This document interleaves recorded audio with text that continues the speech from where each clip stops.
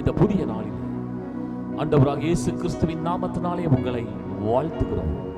எரேமியா 30ஆம் அதிகாரம் 3ஆம் வசனத்தில் கர்த்தர் சொல்லுகிறார், அதை அவர்கள் சுதந்தரித்து கொள்வார்கள். ஒரு குறிப்பிட்ட காரியத்திற்காக அதிகமாய் பிரயாசம் எடுத்துக் கொண்டிருக்கிறீர்கள். அதை எப்பொழுது பெற்றுக் கொள்வேன், எப்பொழுது நான் சுதந்தரித்துக் கொள்வேன் என்று இந்த காலை நேரத்திலே தேவனுடைய வார்த்தைக்காய் காத்திருக்கிற தேவ ஜனமே, உங்களை நோக்கி ஆண்டவருடைய வார்த்தை வருகிறது. அதை அவர்கள் சுதந்தரித்துக் கொள்வார்கள். ஆம், நம்முடைய படிப்பின் காரியங்கள், நம்முடைய வேலை தொழில்கள், என் ஊழியங்களில் கூட நாம் எடுக்கிற எல்லா முயற்சிகள் தேவைதான். வேதமும் அதைத்தான் சொல்லுகிறது. குதிரை யுத்த நாளுக்கு ஆயத்தமாக்கப்படும், ஜெயமோ கர்த்தரால் வருமாம். நாம் ஆயத்தமாக்கப்பட வேண்டும். நாம் அநேக முயற்சிகளை எடுக்க வேண்டும். ஆனால் ஜெயத்தை கொடுக்கிறவரோ ஆண்டவராய் இருக்கிறார்.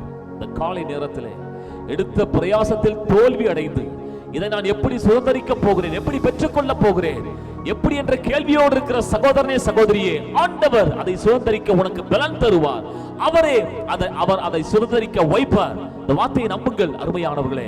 உங்கள் பிள்ளைகளின் வாழ்க்கையிலே எப்படி என்னுடைய பிள்ளையின் வாழ்க்கை அமைய போகிறது, அவர்கள் எப்படி முன்னேற போகிறார்கள், இந்த படிப்பிலே இந்த வேலையிலே எப்படி வரப்போகிறார்கள் யோசித்துக் கொண்டிருக்கலாம். ஆண்டவர் சொல்லுகிறார், அதை அவர்கள் சுதந்தரித்துக் கொள்வார்கள். இந்த வார்த்தையை நம்புவோம். இந்த வார்த்தையின்படி கர்த்தர் நம்மை ஆசீர்வதிப்பாராக. ஆமென்.